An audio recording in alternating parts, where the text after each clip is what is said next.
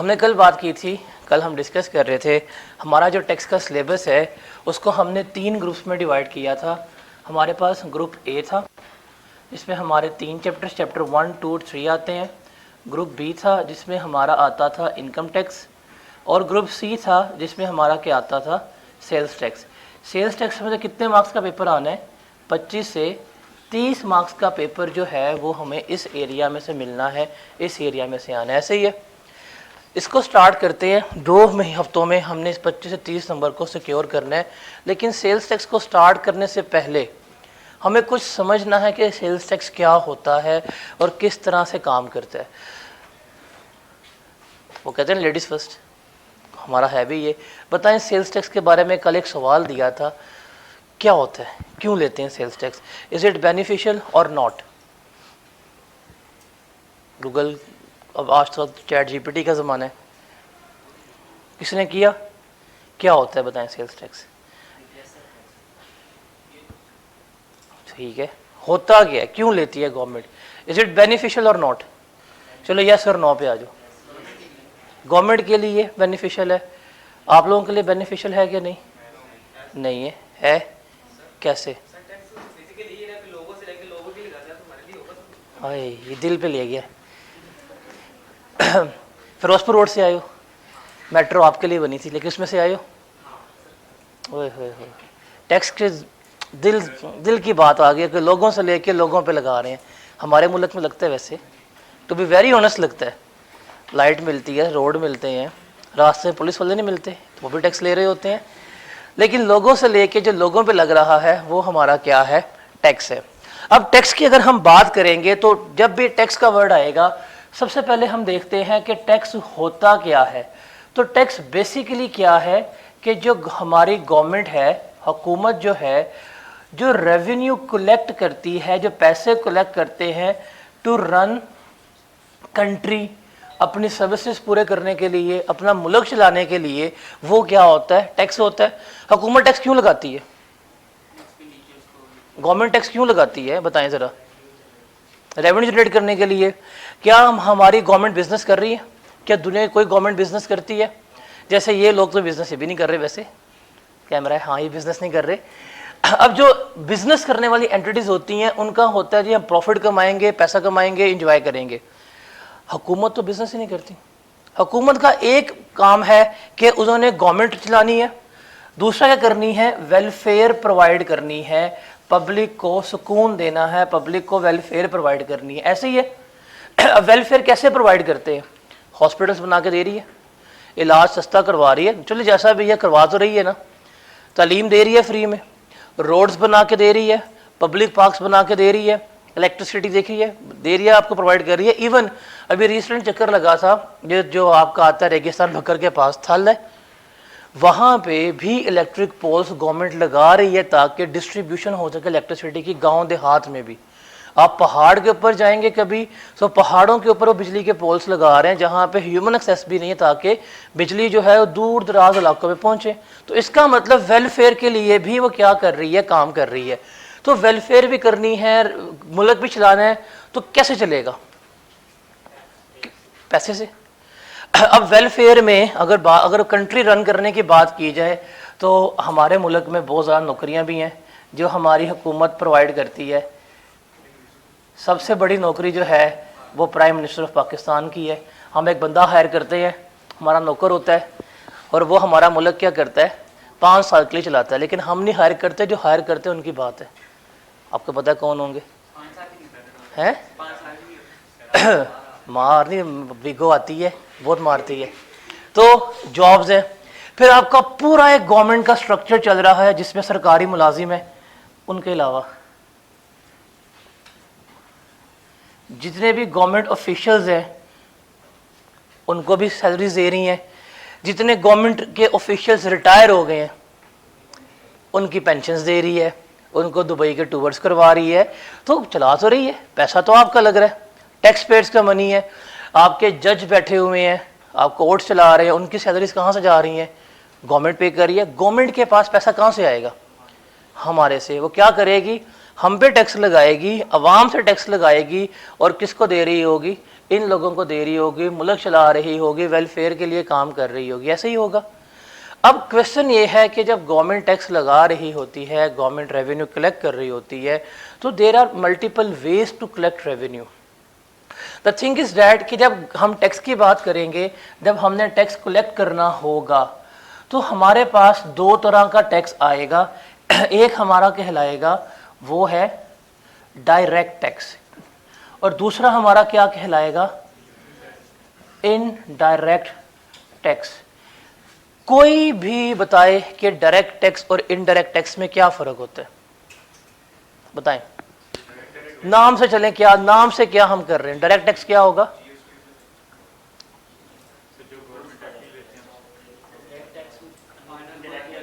Direct tax directly आता है, indirect tax indirect. तालियां भाई, एप्रिशिएट यार, इकोनॉमिक्स पढ़ के आए हो ना। तो थोड़ा सा इसको आपने मजीद एलोबरेट करना है। बिल्कुल सही है, पेपर में, पास पेपर में कोई ये इन दोनों का डिफरेंस 6 दफा आया हुआ है। 5 नंबर का सवाल है, difference between direct and indirect tax. Direct tax क्या होता है कि ये डायरेक्टली आपके एसेट्स के ऊपर, आपकी इनकम के ऊपर, आपकी वेल्थ के ऊपर जब हम टैक्स ले रहे होते हैं, तो वो मेरा क्या कहलाता है, डायरेक्ट टैक्स कहलाता है। जैसे इसकी सबसे बड़ी एग्जाम्पल की अगर हम बात करें, तो वो मेरे पास आती है, that is income tax, capital value tax. अब income tax, capital value tax क्या है कि ये डायरेक्ट टैक्सेस हैं। डायरेक्ट टैक्सेस क्या होते हैं, आपकी इनकम, आपके एसेट्स, आपकी वेल्थ के ऊपर हम क्या कर रहे हैं, टैक्स लगा रहे हैं। जिसकी जितनी ज़्यादा इनकम होगी उतना टैक्स भी क्या होगा, ज़्यादा होगा। वो है ना, बारिश आता है तो पानी आता है, जिसकी इनकम ज़्यादा होती है टैक्स भी क्या होता है, ज़्यादा होता है। ये डायरेक्ट टैक्स है। अब क्या हमारे मुल्क में हर बंदे की इनकम ज़्यादा है, तो हमने लिमिट लगा दी है, जो 6 लाख तक कमाएगा उससे टैक्स नहीं लेंगे, जो 6 लाख से ऊपर कमाता जाएगा हम उससे उतना टैक्स लेते जाएंगे। 12 पे अलग है, 18 लाख पे अलग है, 20 पे अलग है, 24 पे अलग है। तो ये हमारा क्या कहलाता है, डायरेक्ट टैक्स कहलाता है। अब डायरेक्ट टैक्स जो है, इसको हम कहते हैं कि जितना टैक्स डायरेक्ट होगा उतना सिस्टम में क्या है, हमारे लिए गुड है। बिकॉज इसमें जो बंदा अमीर है हम सिर्फ उसी से टैक्स ले रहे हैं, गरीब आदमी से ले नहीं रहे। अगर एक बंदा कहता है मैं बेरोजगार हूँ, मैंने कुछ नहीं कमाया, पैसे नहीं है, टैक्स नहीं लिया जाएगा उससे। एक बंदा कहता है जी मैं लाख रुपए पर मंथ कमा रहा हूँ, 12 लाख रुपए आएगा, टैक्स लिया जाएगा। तो जैसे जैसे इनकम बढ़ती जाएगी टैक्स बढ़ता जाएगा, जैसे आपके एसेट्स बढ़ते जाएंगे टैक्स बढ़ता जाएगा, जैसे आपकी वेल्थ होगी टैक्स होगा। जिसके पास एसेट्स ही नहीं है, वेल्थ ही नहीं है, उसके ऊपर हम टैक्स ले ही नहीं रहे। तो इसमें सबसे बड़े पहले हमारे पास क्या आता है डील करने के लिए, इनकम टैक्स आता है। तो यहाँ पे हम डायरेक्टली मुल्क में वो बंदे पकड़ते हैं जिनके पास इनकम है, हम क्या करेंगे, उनसे ही टैक्स लेंगे। जिनके पास भी इनकम मौजूद है हम क्या कर रहे हैं, उनसे ही टैक्स ले रहे हैं। ये अच्छा है कि बुरा है, ये अच्छा है। बिकॉज इसमें हम क्या देख रहे हैं, हमने चेरी पिकिंग कर ली है कि इसके पास इनकम है टैक्स ले लो, इसके पास नहीं है छोड़ दो, इससे टैक्स लेके इस पे लगा देंगे। इसके पास इनकम है इससे टैक्स ले लो, इसको ज़रूरत है सब्सिडी चाहिए हम इसको सब्सिडी दे देंगे। इसके पास इनकम है टैक्स ले लेते हैं, इसके पास नहीं है इसको हम जो चाहिए प्रोवाइड कर देंगे। तो एक अच्छा सिस्टम है कि जो लोग अफोर्ड कर सकते हैं, जो लोग पे कर सकते हैं, हम क्या कर रहे हैं, सिर्फ उन्हीं लोगों से टैक्स ले रहे हैं। Got it. इनडायरेक्ट टैक्स क्या है उसको देखते हैं। इनडायरेक्ट टैक्स ही हम अभी शुरू करेंगे। और इनडायरेक्ट टैक्स क्या था, अभी भाई ने कहा था जो इनडायरेक्टली हम निकलवाते हैं वो। अब इनडायरेक्ट टैक्स इनडायरेक्टली निकलता है कहाँ पे, हमारी जो स्पेंडिंग होती है, जो हम खर्चा कर रहे होते हैं, उसके ऊपर हम टैक्स जो है वो निकलवा सकते हैं। चले, एक बंदा फॉर एग्जाम्पल मिस्टर ए है, वो कहीं पे जॉब कर रहे हैं, उसको सैलरी मिलती है 8 लाख रुपया। ये भाई साहब जो है 8 लाख जब सैलरी लेके आएगा ना, गवर्नमेंट जो है वो क्या कर सकती है, गवर्नमेंट इससे टैक्स ले सकती है। पता है 8 लाख रुपए इसने कमाए हैं, ठीक है। आप बैंक में जॉब कर रहे हैं, गवर्नमेंट को पता है सैलरी मिल रही है, आ जाएंगे। SBI चला रहे हैं, आप जो साहब पकड़े जाते हैं हर सितंबर में, गवर्नमेंट टैक्स लेके जाती है, मतलब पकड़े इन सेंस में टैक्स पे कर रहे होते हैं। आप बिजनेस कर रहे हैं, गवर्नमेंट को पता है कितना प्रॉफिट आया है, टैक्स लेके जाएगी। आप एसेट्स बेच रहे हैं, घर बेच रहे हैं, प्रॉफिट हुआ गेन हुआ, उन्हें पता है कितना टैक्स आएगा, वो लेके जाएगी। ये डायरेक्ट टैक्स है। व्हाट अबाउट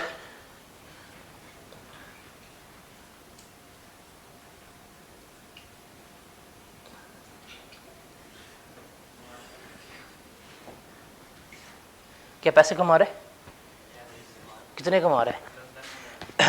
एक जब आप लोग जाएंगे ना आर्टिकल्स करने, स्टाइपेंड मिलेगी पर मंथ 19,300।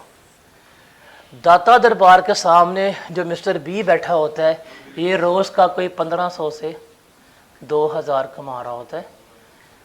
हम एवरेज लगा रहे हैं, गुर्बत भी है ना थोड़ी सी, गरीब भी तो है बेचारा। तो 2000 इंटू 30 करे तो कितना बनता है? तो आइंदा किसी ने कहा ना किसी को कि तुम भिखारी हो, देख लेना आपने कहाँ पे होना और उसने कहाँ पे होना है।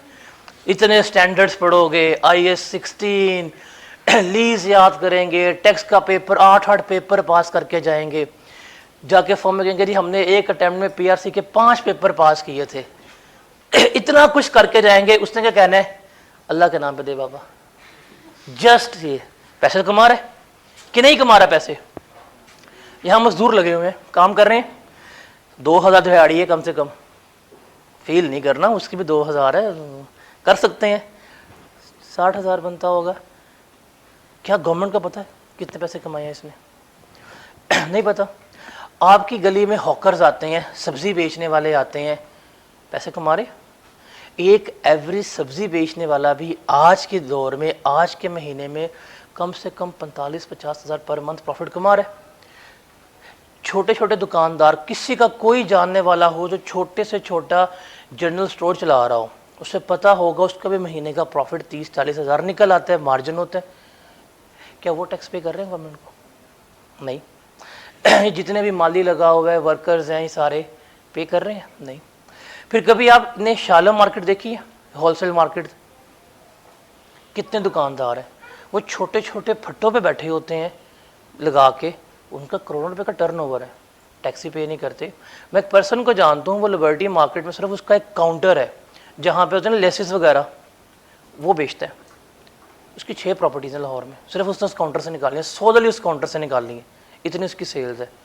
लेकिन उससे टैक्स गवर्नमेंट नहीं ले सकती। क्यों? बिकॉज जब सैलरी, यार ये भी अजीब लोग हैं, जब सैलरी मिलेगी बैंक में आएगी, बैंक में गवर्नमेंट को है वो चल देगा पता कि यार इतने पैसे इस बंदे के पास आ रहे हैं। जिसने सैलरी दी उससे पूछ लेंगे, हाँ भाई तुमने 8 लाख कहाँ पे दिया है जी? इस बंदे को दिया है, पकड़ा जाएगा। वो बिजनेसमैन की फैक्ट्री लगी नजर आ रही है, कहाँ से पैसा कमाया? ये घर था, आपके नाम था, उन्होंने एंट्री मारी, अब नहीं है, पकड़ लेंगे। बिकॉज अब सिस्टम हमारा ये है कि आपका नादरा जो है वो आपका ID कार्ड बैठा लेके, नादरा हर चीज़ जो है गवर्नमेंट को प्रोवाइड करता है, इसके नाम पे ये, इसके नाम पे ये है, पकड़ सकते हैं। लेकिन इन्हें पकड़ सकते हैं? आप भिखारी को कहें हाँ भाई कितनी इनकम कमाई है, ठीक है मैं तो भिखारी हूँ, मैंने क्या कमाया है? आपको लगता है मैं मांगने आई हूँ, बट मैं मांगने तो नहीं आया, मैं तो बस यहाँ बैठा हूँ। लेकिन पैसे तो वो भी कमा रहे हैं। तो इनसे क्या गवर्नमेंट टैक्स निकलवा सकती है? ये लेबर साथ लगी हुई है, क्या इनसे गवर्नमेंट टैक्स निकलवा सकती है? भिखारी से गवर्नमेंट टैक्स निकलवा सकती है? इनसे इनकम पूछ सकती है? मैं आपको बताऊँ रियल वाकया, इचरा देखा होगा, इचरे का जो वो है आपका बस स्टॉप, मैं वहाँ पे खड़ा हुआ ना, वेट कर रहा था अपने नाना अबू का, उनको मैंने पिक करना था, साल पहले की बात है। पीछे मेरे बिल्कुल ना ऐसे यहाँ पे बैठा हुआ स्ट्रीट वेंडर, अपना सामान समेट रहा, संडे को आपस में बात कर रहे हैं, भाई तूने कितने पैसे कमाए हैं? कहता जी आज दिहाड़ी मेरी कुछ 3.5 लाख रुपए की लगी और मैं कैसे देख रहा हूँ, चिट्टा अनपढ़, कपड़े फटे हुए हैं। तो उसका कहता है यार मेरा नुकसान हो गया, आज इतने पैसे नहीं कमाए। क्यों, कितने कमाए? कहता है यार 2.5 लाख रुपया कमा लिया एक दिन में। और मैं देख रहा हूँ कि भाई सारा कुछ आता है, IAS 16 भी आता है, कोर्स पास की है, पेपर पहले टाइम में पास किए हुए हैं, कोई पेपर नहीं फेल हुआ। वो बंदा 3.5 लाख, वो बंदा 2.5 लाख कमा के बैठा हुआ है, और उनसे गवर्नमेंट टैक्स नहीं निकलवा पाएगी। लेकिन अगर मेरे अकाउंट में 1000 भी आ गया ना, तो मैंने उसका जवाब दे देना है। तो इसका मतलब डायरेक्ट टैक्सेस होने चाहिए। हमारे मुल्क में एक इनहेरेंट लिमिटेशन है, वो क्या है कि हमारे कंट्री में डॉक्यूमेंटेशन ऑफ इकोनॉमी नहीं है। हमारे कंट्री में क्या नहीं है, डॉक्यूमेंटेशन ऑफ इकोनॉमी है ही नहीं। हमें नहीं पता कौन सा बंदा कितने पैसे कमा रहा है, तो ये प्रॉब्लम है कि नहीं। एक बार्बर जो है आजकल कितने पैसे कमा रहा होगा महीने पे, कटिंग भी महंगी हो गई हुई है, उससे टैक्स नहीं ले रहे। एक कॉबलर है, उससे टैक्स नहीं लिया जा रहा, तो ये प्रॉब्लम है। अब गवर्नमेंट क्या करेगी, 24 करोड़ की आवाम है हमारी, कुंबा पूरा पाल रहे हैं, और टैक्स पेयर कितने हैं, डायरेक्ट टैक्स जो पे करते हैं ना, इनकम टैक्स, वो 40 लाख भी नहीं है, 40 लाख। 24 करोड़ हमारी टोटल आबादी है, उसका 1% भी तकरीबन जो है ना, 2% भी डायरेक्ट टैक्स पे नहीं करते। कहाँ से गवर्नमेंट चलाए, कहाँ से गवर्नमेंट पैसे लेके आए, क्या करे, मुश्किल तो है। कहती है ठीक है, नहीं हम भी तुम्हें छोड़ेंगे नहीं, हम क्या करेंगे अब, इनडायरेक्ट टैक्स पे हम इनडायरेक्टली अब सबको पकड़ेंगे। बेशक ये कर रहे हैं, इनको भी हम क्या करेंगे, अब रगड़ के जाएंगे, इनको हमने छोड़ना नहीं है। क्यों, अभी जो भिखारी भाईजान है वो वाले नहीं, वो तो बहुत अमीर है, कमाए पैसे, रिकॉर्ड ही दे सकता, खर्च तो करेगा। सबसे पहले क्या काम करेगा भिखारी, जब भीख मांग के उठेगा, पहला काम क्या करेगा, उठेगा, जाएगा, गोल्ड लीफ लेगा। तो गोल्ड लीफ लफ्ज देने जाएगा, जब ये भिखारी भाईजान, मतलब मेरे तो नहीं है, जब ये गोल्ड लीफ बाय करेगा, वो कहते हैं ठीक है बेटा आजा सिगरेट ले, उस सिगरेट पे हम क्या करेंगे, तेरे से टैक्स निकलवाएंगे। ऊपर से साजिश ने क्या पीनी होगी, स्टैंडर्ड है ना, स्ट्रिंग पिएगा, स्टिंग भी नहीं, या लाल बोतल, टैक्स लेंगे। घर जाते हुए अपने बीवी बच्चों के लिए कुछ ना कुछ लेकर जाएगा खाने के लिए, गवर्नमेंट क्या करेगी, उसके ऊपर भी टैक्स लगा देगी। अब क्या कर रहे हैं, इनकम आपकी नहीं पता चल सकती, लेकिन स्पेंडिंग तो करेंगे आप लोग, खर्च तो करेंगे। क्या किया जाएगा, आपसे टैक्स लिया जाएगा। आप में से पैसे कमा रहे हैं, सारे फुल टाइम स्टूडेंट हैं, सारे फुल टाइम स्टूडेंट तकरीबन, सुबह क्या खा के आए हैं, कि खाली पेट आए हैं, चाय पराठा खा के आए हो, चाय की पत्ती बाय की थी, चाय ली थी, जिस दुकानदार से चाय की पत्ती ली थी या जिस दुकानदार ने ली थी, गवर्नमेंट ने उससे टैक्स निकलवाया। अल्टीमेटली आपकी, चले ब्रश करके आए, आज करके आए हैं, कल तो नहीं करके आए थे, आज करके आए हैं। वो जो टूथपेस्ट थी उसके ऊपर भी टैक्स पे करके आए हैं, वो जो ब्रश था उसके ऊपर भी टैक्स पे करके आए हैं। अभी आते हुए आप लेज खाएंगे, बबल खाएंगे, कुछ भी आज पूरा दिन खाएंगे ना, आप कोई बिल्कुल इनकम नहीं है, ऑलमोस्ट नल्ले बेरोजगार है, लेकिन गवर्नमेंट जो है आपसे टैक्स निकलवा रही है, आपको पता नहीं है इस चीज का। आपके पास फुल टाइम स्टूडेंट है, पैसे गवर्नमेंट के पास आ रहे हैं। एक वो बच्चा जो आज पाकिस्तान में पैदा होगा और दुआ कर रहा होगा, गॉड मुझे मेरे अच्छे कंट्री में भेजना, आंखें खोलेगा, कहेगा पाकिस्तान है, ओ शिट, फिर क्या होगा, उसका फीडर आएगा।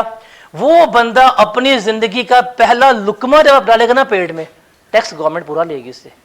हमारी गवर्नमेंट जो है इतनी अच्छी है, वो कहती है कोई मसला नहीं है, 24 करोड़ लोगों ना दो, ये दे रहे हैं, ये तो पागल है। अब हम क्या करेंगे, हम इनडायरेक्टली क्या करेंगे, आपसे आपकी स्पेंडिंग के ऊपर जो टैक्स है वो लेना शुरू कर देंगे। अभी फोटोकॉपी आई है, इसके पेपर पे भी टैक्स है दिया है, ये लाइट आई है, इनके टैक्स है, एसी, हर चीज पे उन्होंने क्या कर दिया है, अब इनडायरेक्ट टैक्स जो है वो लगाना शुरू कर दिया है।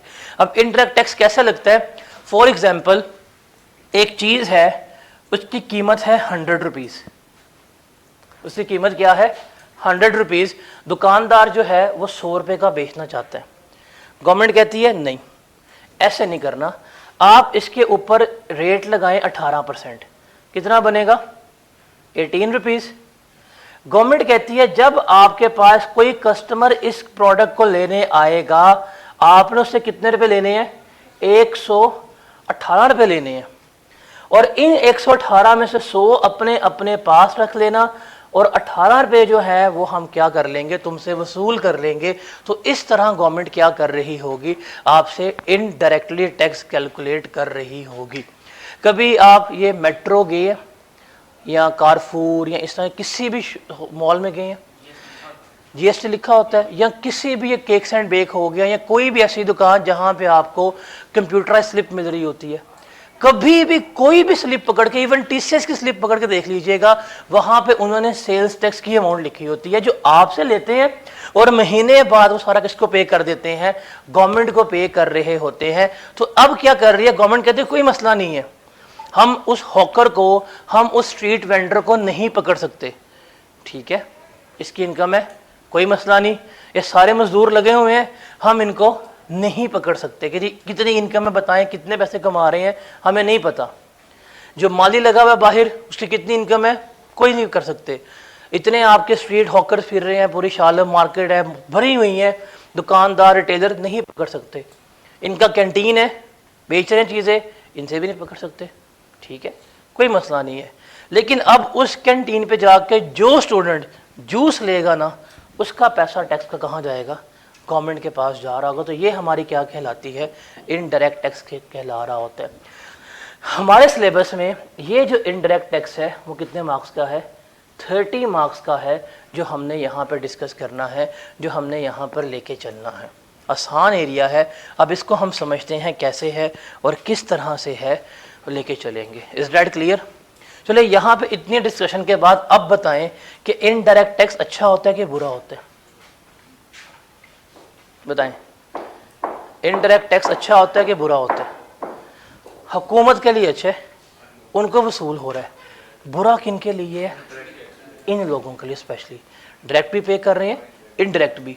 और जितना इनडायरेक्ट टैक्स ज़्यादा होगा, महंगाई भी क्या होगी, उतनी ज़्यादा होती जाएगी। तो ये चीज़ है इनडायरेक्ट टैक्स के बारे में, ठीक है, समझ आ गई? चलें अब हम सेल्स टैक्स को स्टार्ट करते हैं। मैं थोड़ा सा बताता हूँ इसकी वेटेज कितनी है। आपके पास नोट्स आ गए हैं, ये हैंड आउट्स हैं, अभी हमारे पहले वीक में तो ये यूज़ होंगे। अगर हम इसमें देखते हैं सेल्स टैक्स के ऊपर, तो 30 नंबर का है हमारा ये एरिया, जिसमें से आना ही आना है पेपर। और अगर हम इसकी बात करें तो सबसे पहले ये एनालिसिस गिवन किया गया है आपको। कल हमने बात की थी कि जो हमारा ये एरिया है, टैक्स की बात करें तो टैक्स में अराउंड थ्योरेटिकल सवाल भी मिलेंगे, न्यूमेरिकल पोर्शंस भी मिलेंगे। कल जब हमने सारे एग्जामिनर कमेंट्स पढ़े, सब कुछ डिस्कस किया, तो एक सबसे बड़ी प्रॉब्लम थी जो एग्जामिनर ने आइडेंटिफाई की थी, वो क्या थी बताएं ज़रा, किससे प्रॉब्लम आ रही थी? थ्योरेटिकल। उसने कहा था, क्वेश्चंस भी देखें, आपके सामने पड़ा हुआ है एनालिसिस स्प्रिंग 15 से लेके जब आप क्लास 6 में होते थे, ऐसे ही है। अब आप यहाँ पहुँच गए हैं, यहाँ तक हर अटेम्प्ट में सेल्स टैक्स में सिर्फ बात कर रहे हैं। हम किसकी बात कर रहे हैं? सिर्फ ये वाले एरिया की, सेल्स टैक्स की। अभी इनकम टैक्स की बात नहीं कर रहे, अभी हमारा सिर्फ फोकस किसके ऊपर है? सेल्स टैक्स के ऊपर फोकस है कि कितने परसेंट थ्योरी आई है, कितने परसेंट जो है वो न्यूमेरिकल आए हैं, वो देखते हैं। 13 मार्क्स का न्यूमेरिकल्स थे, 13 मार्क्स के थ्योरी, टोटल कितने थे? 26। हम चलते हैं रीसेंट अटेम्प्ट में, 19 मार्क्स की आए थे क्या? न्यूमेरिकल, और 9 मार्क्स की आई थी थ्योरी। 28, 26, 25, देखे 30, 28, 31। तो जो ग्रिड लिखा हुआ है उसी में से आ रहा है। और अराउंड 16 मार्क्स का ऑन एवरेज न्यूमेरिकल आएगा इसमें से, और 30 मार्क्स से क्या आएगी? थ्योरी आ रही होगी। जो न्यूमेरिकल है इसमें तो ऑलमोस्ट हर बच्चा 90% मार्क्स ले सकता है। हमने कहाँ पे करना है? थ्योरी में। लेकिन आप जब अमूमन जाके वो जब इसको आप ओपिनियन लेंगे, ओपिनियन बिल्ड करेंगे ना जाके, हर बच्चा कहता है जी सेल्स टैक्स के न्यूमेरिकल कर लो, पेपर पास हो जाएगा। बड़े मुश्किल होते हैं, बड़े मुश्किल होते हैं, वो लाजमी है। ये न्यूमेरिकल्स की परफॉर्मेंस है पिछले 5 क्या कहते हैं कुछ ईयर से। जितने भी हैं ना एसोसिएट्स वाले न्यूमेरिकल्स, ये सबसे मुश्किल न्यूमेरिकल स्ट्रीट होते हैं हमारे पास पेपर के। कितने परसेंट बच्चे पास हुए हैं? 80%, 73%, 74, 84%। आप ओवरऑल भी देखें तो न्यूमेरिकल्स में पासिंग परफॉर्मेंस क्या है? अच्छी है। इसका मतलब न्यूमेरिकल्स में तो मार्क्स आ रहे हैं। तो प्रॉब्लम कहाँ पे होगी? प्रॉब्लम है यहाँ पे। स्प्रिंग 18 में 2 सवाल आए, कितने परसेंट बच्चे पास हुए? 28%, 15%, 26%, 17, 16%, 13%। ये तरस खा गया कि यार खुदा के लिए कुछ तो लिख लो, 15%। तो इसका मतलब प्रॉब्लम कहाँ पे है? सेल्स टैक्स में प्रॉब्लम कहाँ पे आती है? थ्योरी में, इसके लिए तैयार रहना है, बिकॉज हमने सिलेबस को करना तो 3 दफ़ा है, लेकिन हमने इसको बड़ा लेके चलना है कैलकुलेटेड वे में। जो एरिया वीक है, जो एग्जामिनर बता रहा है, हमने उनके ऊपर ज़्यादा एफर्ट करनी है, ज़्यादा जान मारनी है। इस सेल्स टैक्स में से ऑन एवरेज 29 नंबर का पेपर आ रहा है। अगर आप इस 29 में से 25 नंबर सिक्योर कर गए हो ना, आपका पेपर पास हो जाना है। और सबसे प्रॉब्लम क्या होती है, ये सबसे एंड पे किया जाता है हमारा एरिया, और इसको क्या करते हैं फिर ऊपर से निकालते हैं, इसके ऊपर लेते हैं फॉर ग्रांटेड। लेकिन ये वो एरिया जो आपका पेपर जो है पास करवाएगा। अगर मैं बताऊँ ना, पूरे टेक्स्ट में मतलब मार्क्स लेने का सबसे आसान तरीका इस ग्रेड में से 5 नंबर आ जाते हैं आपके आराम से, बिकॉज ये स्ट्रेट रट्टे वाला सीन है। इसमें से कितने नंबर है, 25 से 30 है, हम ऑन एवरेज लगाते हैं 25, हालांकि नंबर कितने हैं ऑन एवरेज 29 है। फिर इनकम टैक्स में से एक चैप्टर हमारा आता है, उसे कहते हैं बिजनेस। बिजनेस में से ऑन एवरेज 18 मार्क्स का पेपर आता ही आता है, एक चैप्टर है बिजनेस का। इन तीनों का सम करें कितना बनता है, 48। सिर्फ ये 3 एरियाज कितने मार्क्स के हैं, 48।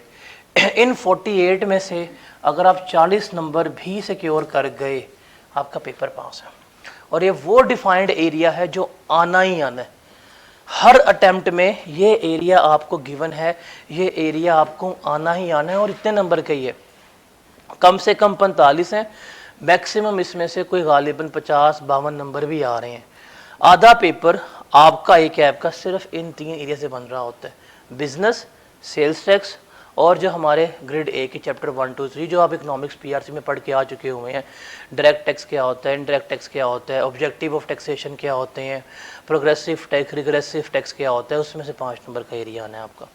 तो फॉर श्योर 50 नंबर हैं यहाँ से। पेपर में पास होने के लिए कितने मार्क्स चाहिए, 50 ही चाहिए आपको। यहाँ पे 50 नंबर पे आप जान मार लो ना, आप बड़े हंस के पास भी कर लोगे। मेरिट सर्टिफिकेट निकालना इतना मुश्किल भी नहीं रहता है। ऐवे नहीं कह रहा कि निकल सकता है, आ सकता है, अस्सलाम वालेकुम सर तो आ सकता है, ऐसे नहीं होता। तो बड़ा इजीली आप निकाल सकते हैं, बस आपने देखना है कैलकुलेटेडली कि कौन सी एरिया में से कितने मार्क्स आते हैं। जिस एरिया में से जितने मार्क्स आएंगे उस पर उतनी एफर्ट करनी है। इसलिए हमने सिलेबस कितनी दफ़ा करना है, 3 दफ़ा। जो बिज़नेस है, बिज़नेस तो आप लोगों को कहते हैं ना, वो जैसे मदरसों में काली साहब पाइप पकड़ के बैठ जाते हैं, वो हिसाब करना है। बिजनेस और सेल्स टैक्स तो आप लोगों के फिंगर टिप्स पे करना है। आपको मैंने यहाँ पे एडवांस टैक्स जो मतलब CFAP के, उसके मैंने चंद सवाल इन दोनों के करवाने एरियाज़ के, ताकि जितना डिफ़िकल्टी आप कर सकते हैं आप करें। इसमें से नंबर सिक्योर करने हैं हमने, ये 2 एरिया नंबर सिक्योर कर दें। अच्छा मज़े की बात बताऊँ, इसमें आप चैप्टर की काउंट कर लें, 3 चैप्टर्स ये हैं, 2 चैप्टर्स यहाँ बनते हैं बिजनेस के, और 3 चैप्टर ये हैं। 8 चैप्टर हैं, 8 चैप्टर में से 50 नंबर आ रहे हैं, और बाकी हमारे पास गालिबन 12 चैप्टर बनते हैं जिसमें से 50 नंबर आते हैं। अगर चैप्टर वाइज चलेंगे तो 7 से 8 चैप्टर में 50 नंबर हैं, और ये बेसिक्स वाले आसान चैप्टर हैं, और बाकी पूरा सिलेबस हमारा 50 नंबर का। तो इतना वेरी करेगा सिलेबस हमारा। तो हम किससे स्टार्ट करेंगे, अब सेल्स टैक्स से स्टार्ट करेंगे। आपके सामने पूरे का पूरा इसका वो गिवन है एनालिसिस कि वीक एरिया कौन सा है और स्ट्रॉन्ग एरिया कौन सा है। तो हमने ज़्यादा एफर्ट किसके ऊपर करनी है, थ्योरी के ऊपर करनी है, बिकॉज न्यूमेरिकल्स तो आप लोगों के लिए हलवा ही साबित होंगे। अब आई डोंट नो गाजर का या करेले का, ये आपके ऊपर ही है, बट होगा न्यूमेरिकल्स आपके लिए हलवा ही।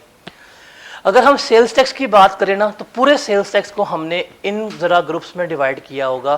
पहले हम कुछ बात करेंगे सेल्स टैक्स की डेफिनेशंस की, ये क्रैमिंग वाला एरिया आएगा वो।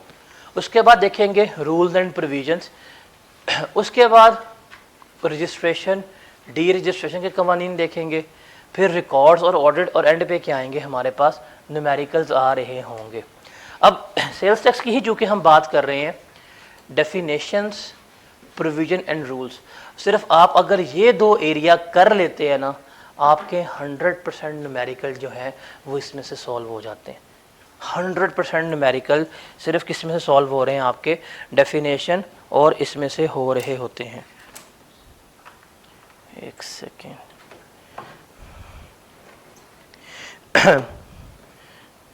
अगर आप सेल्स टैक्स को भी देखते हैं तो सेल्स टैक्स में से भी हमारा पेपर 25 से 29 मार्क्स का आ रहा है, उस 25 से 29 मार्क्स के लिए अगर आप डेफिनेशंस को अच्छी तरह कर लें, इनको अच्छी तरह कर लें, तो ये न्यूमेरिकल्स जो हैं ये आपके 100% जो हैं वो सॉल्व हो रहे होते हैं। ठीक है, और न्यूमेरिकल कितने मार्क्स का आएगा ऑन एवरेज, यहाँ पे लिखा भी हुआ है कितने मार्क्स का आ रहा है, 16 मार्क्स का।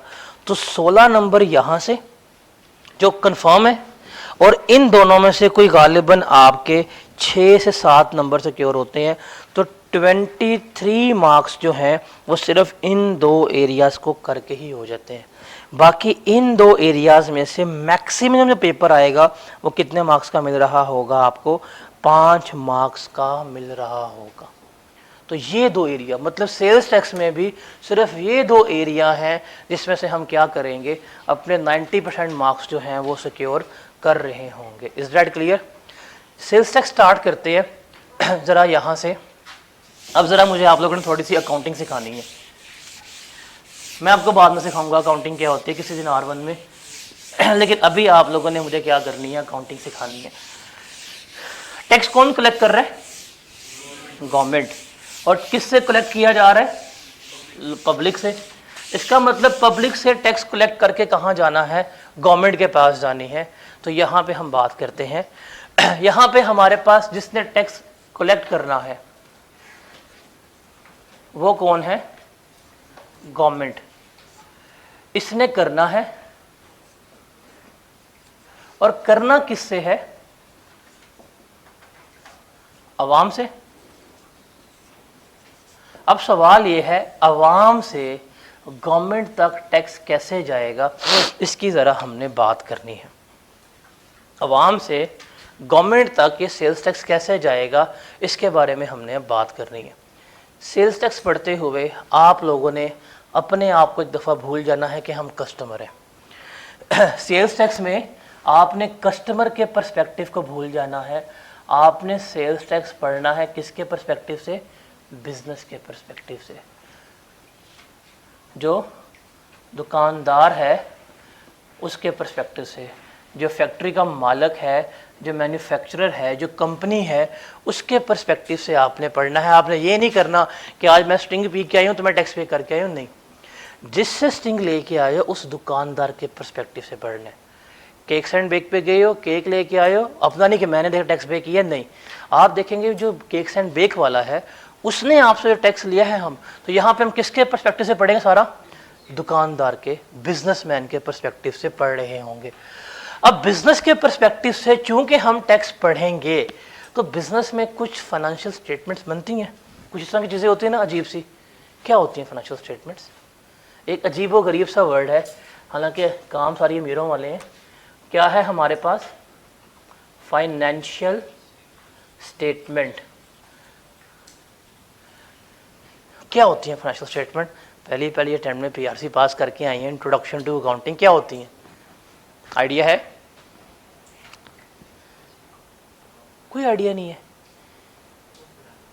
इतनी खामोशी तो कसम से कब्रिस्तान में नहीं होती जितनी अभी हो गई थी।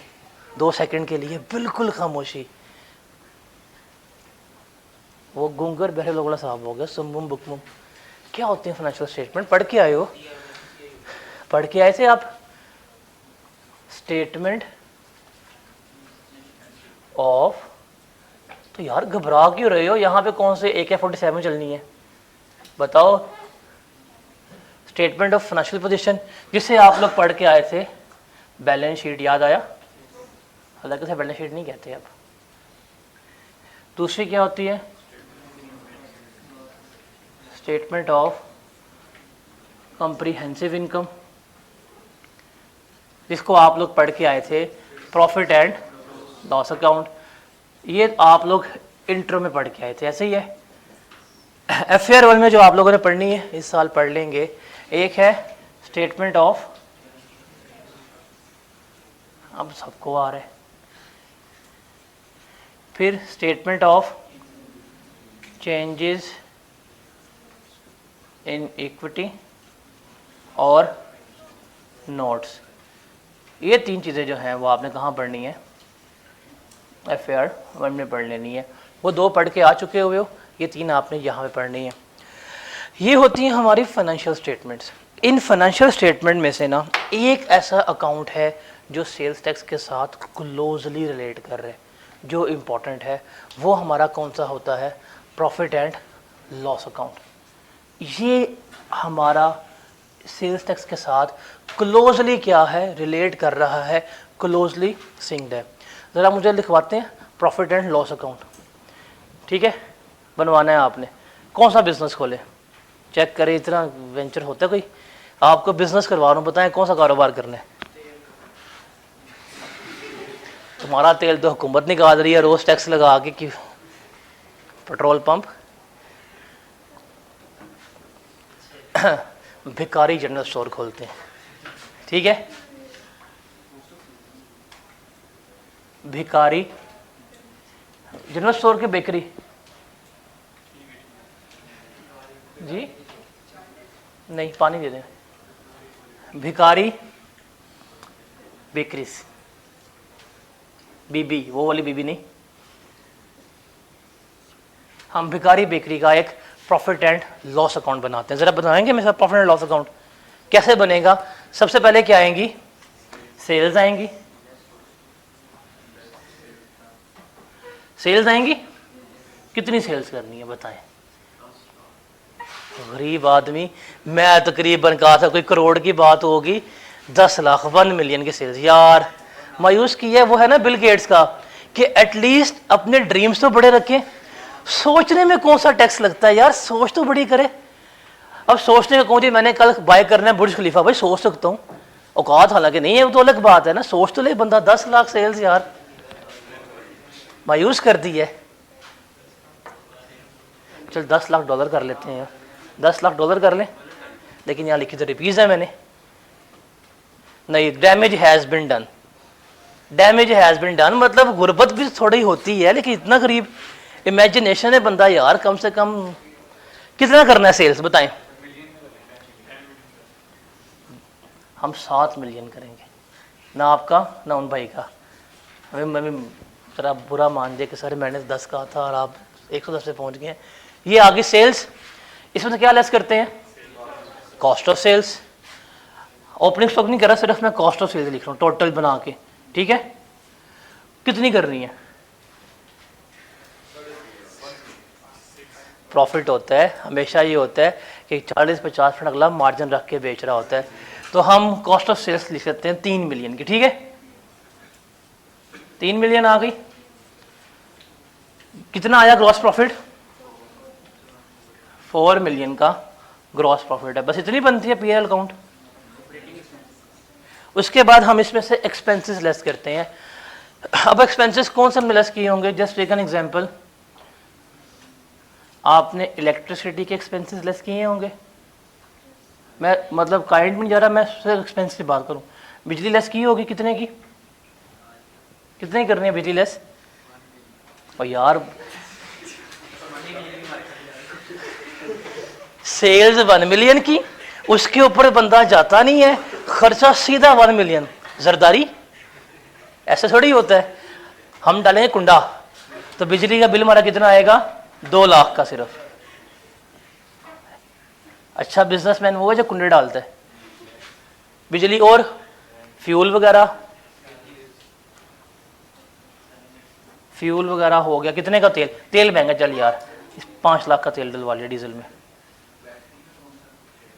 है, जनरेटर वही नहीं। आपके ख्याल से वो वाली बेकरी है जो आप लोगों को तो शायद वो है, शौक से खाते हैं छोटे समोसे, जो इतने से समोसे आते हैं, जो उनकी जो पट्टी बनती है, वो वाली बेकरी नहीं जो पाँव से आटा गूंद रहे होते हैं।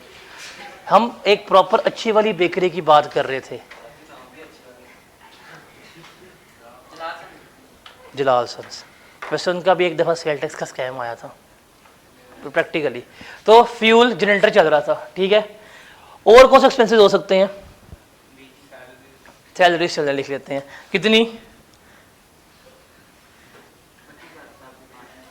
कितनी सैलरी, 25,000 और 19,300 वाले यार, तो कम से कम सैलरी तो 6 लाख कर ले। चलो यही हम थोड़े बहुत एक्सपेंसेस करके नेट प्रॉफिट निकाल लेते हैं, कितना आएगा ज़रा बताएं।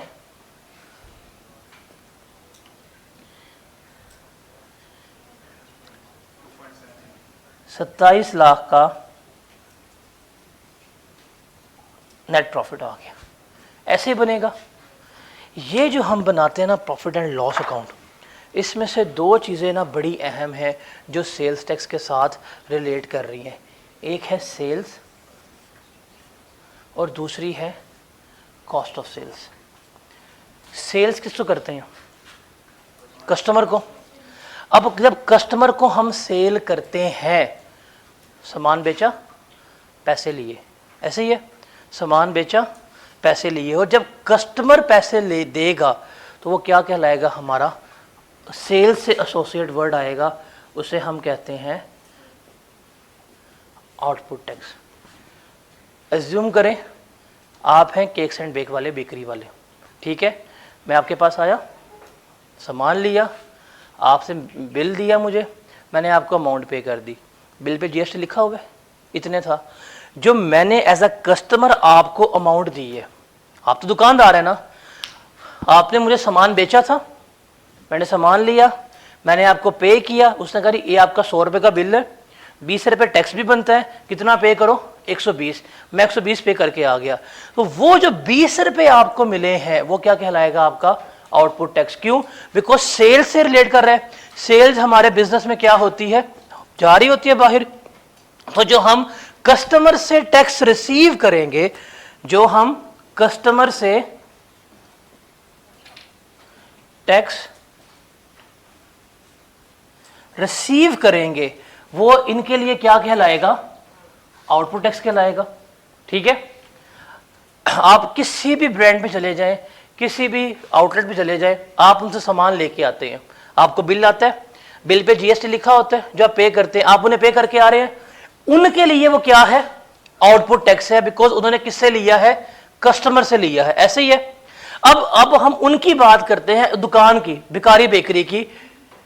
आटा लेके आए होंगे, आटा भी लेके आए हैं, चीनी लेके आए हैं, मैदा लेके आए होंगे, जितनी आइटम से लेके आएंगे। अब ये जिनसे खरीद के लाए होंगे उनको ये भी टैक्स तो पे करके आए होंगे ना।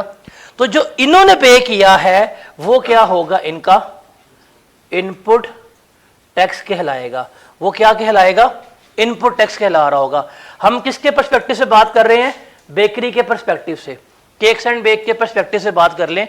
मैं जाता हूं, मैं केक्स एंड बेक से बाय करता हूं सामान, मैं कस्टमर हूं, जो मैंने उनको अमाउंट पे करके आ गया, जो उन्होंने मेरे से टैक्स लिया है वो उनके लिए क्या है? Output tax. चले हम यहां पर कैलकुलेट करते हैं, हमारा आउटपुट टैक्स कितना आएगा। जरा हमारे पास रेट आता है 18%। 7 मिलियन का 18% लें, क्या बनता है जरा बताएं?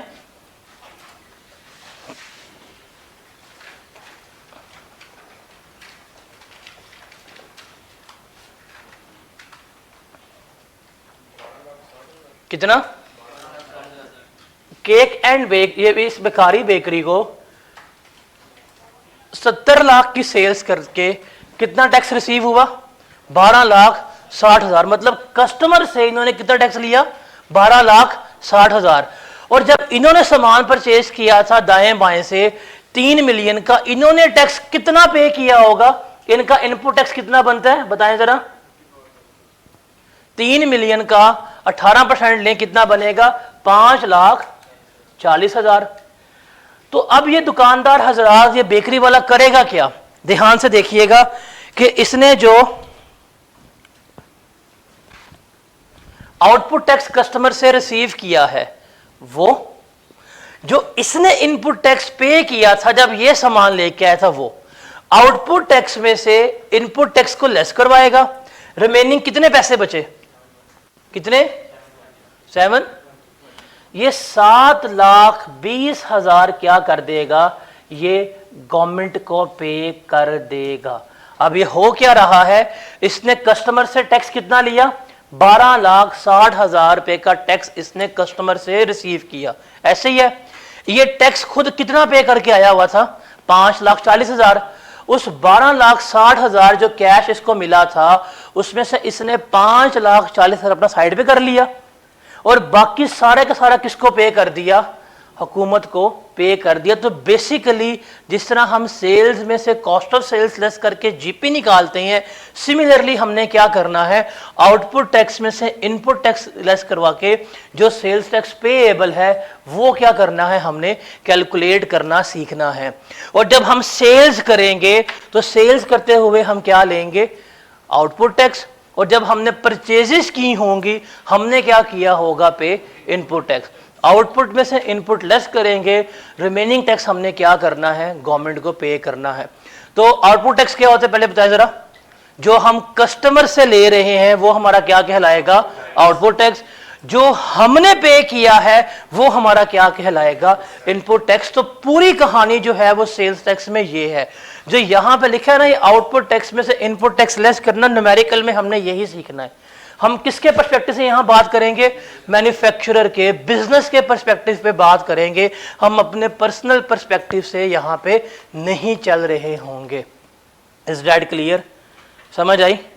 इसमें कोई सवाल है तो बताएं। चले अब मैं आपको ये कहानी यहां समझाता हूं। एक मिनट आवाज खोलते हैं, सबर करें, इसकी तो आवाज ही बड़ी मजे की, मुझे अब याद आया। जरा बताएं आउटपुट टैक्स क्या होता है, आउटपुट टैक्स क्या होता है, बोले यार। मैंने कल आना है रूम में तो क्या कहना है, अस्सलाम वालेकुम या अहलुल कबूर, बोल दो यार, क्या टेंशन है, पार्टिसिपेट करें। आउटपुट टैक्स क्या होता है, सेल्स करेंगे आउटपुट टैक्स आएगा, अगर सेल्स नहीं की आउटपुट टैक्स आएगा। इनपुट टैक्स क्या होगा, जब आपने सामान परचेज किया, आपने पे किया, वो क्या है, आपका इनपुट टैक्स है। ये दो बातें अगर आपको याद रहती हैं तो हमारे दो डेफिनेशंस तैयार हो गई हैं, आउटपुट टैक्स क्या होता है और इनपुट टैक्स क्या होता है। और एक अच्छी बात यह है कि पेपर में ये नहीं आती, प्रैंक। चले, ये इस कहानी जो है ना पूरी सेल्स परचेज की, इसको हम यहां से समझते हैं। ये कौन है हमारे पास, दुकानदार है। अब ये दुकानदार क्या कर रहा है, ये मिनियंस है, नॉट मैकडॉनल्ड्स। तो ये बर्गर्स बेच रहे, फ्राइज बेच रहे, सब कुछ है। अब आलू लेके आया होगा, परचेज है इसकी, बर्गर्स के बन लेके आया होगा, पैटिस लेके आया होगा, चीज लेके आया होगा, खरीद के आया होगा ना। ये जो सब कुछ खरीद के आया है उनके ऊपर टैक्स पे किया होगा इसने। ऑयल परचेज किया, टैक्स पे किया होगा। बिजली का बिल आ रहा है, बिजली के बिल टैक्स होता है। आप घर जाएं, बिजली का बिल देखें, वहां पे लिखा होता है सेल्स टैक्स कितना शामिल है। जो इसने सारा पे किया अपने बिजनेस में, वो इसका क्या कहलाएगा, इनपुट टैक्स। क्या कहलाएगा, इनपुट टैक्स। देखते हैं, ठीक है।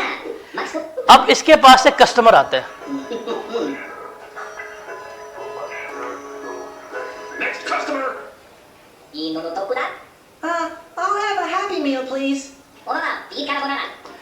कस्टमर आया, कस्टमर को सामान बेचा।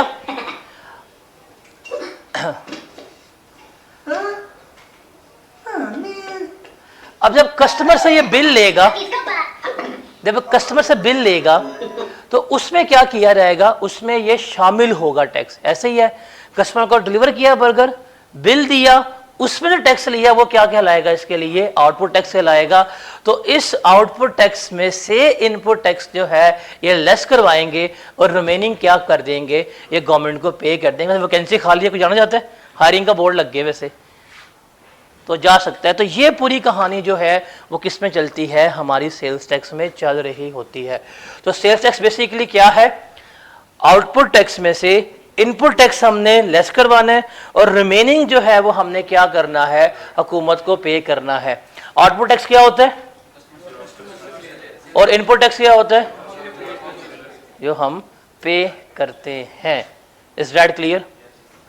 इतने रखते हैं आज, फिर कल हम अपनी चंद एक डेफिनेशंस जो हैं उनसे स्टार्ट करेंगे। बस हैंडआउट सबके पास आ गए हैं, हमारा अगले एक दो दिन सिर्फ इन हैंडआउट्स में जितनी डेफिनेशंस हैं वो डिस्कस आउट करेंगे, क्या होती हैं और किस तरह से चल रही होती हैं। इन डेफिनेशंस में मैं आपको रोज़ बताऊंगा कि ये डेफिनेशन है, इसको आपने रीड करना है, आपने ऊपर मार्क कर लेना है। रीड का मतलब है 2 से 3 दफ़ा पढ़ लें, पेपर में ये चीज़ नहीं आएगी। जो क्रैम करने वाली होगी, जो रट्टा मारने वाली होगी, मेंशन करूंगा ऊपर, आपने लिख लेना है। और कुछ हैं जो कंसेप्ट के लिए हैं, जो अंडरस्टैंडिंग के लिए है, ये वो हैं जिसमें से केस सिनेरियोज आएंगे। या जिसमें से न्यूमेरिकल्स जो हैं वो हमारे बन रहे होंगे, तो वो हैं। अगर टोटल बात करूं तो चार डेफिनेशंस ऐसी हैं जो टोटली कंसेप्चुअल बेस है। उन डेफिनेशन में से पूरे के पूरे हमारे न्यूमेरिकल्स निकलते हैं, कंसेप्चुअली हैं। 3 से 4 डेफिनेशन जो हैं वो क्रैम करने वाली हैं, जो रट्टा लग रहा होता है। बाकी मोस्टली जो है वो हमारी रीड ओनली है। तो अगले 2 से 3 दिनों में हमारे डेफिनेशंस जो हैं वो सारी की सारी जो है वो वाइंड अप हो जाएंगी। Is that clear? यहाँ तक समझ आया? एनीथिंग जो कुछ मुश्किल हो तो बताएं। अब कल मैं आपको एक और सवाल देता हूँ जो आप लोगों ने फिर जवाब मुझे नहीं देना। सप्लाई चेन क्या होती है ये ज़रा मुझे ना आप लोगों ने बताना है। क्या सप्लाई चेन? इसको लिख लें और कल काइंडली आप लोगों ने भी जवाब देना है। कैंपस का हमने लिख दिया नाम, फीमेल डोमिनेटेड कैंपस है, फीमेल यहां बोलती नहीं है। सप्लाई चेन क्या होती है ये जरा मुझे आपने बताना है। और कल हम एक सप्लाई चेन भी ड्रॉ करेंगे जिसमें हम देखेंगे कि कस्टमर की जेब से सारे का सारा टैक्स किस तरह निकलता है। ठीक है? और कल सोच के ना कल हमने क्या चीज़ खरीदने जाना है। ठीक है? कोई महंगी से महंगी चीज़ सोचना, 10 रुपए वाले कुरकुरे। ठीक है? तो ये सप्लाई चेन जरा मुझे आप लोगों ने कल बतानी है। इंशाल्लाह कल मिलते हैं सप्लाई चेन और कल की मज़ीद डेफिनेशंस के साथ। ठीक है? अल्लाह हाफ़िज़।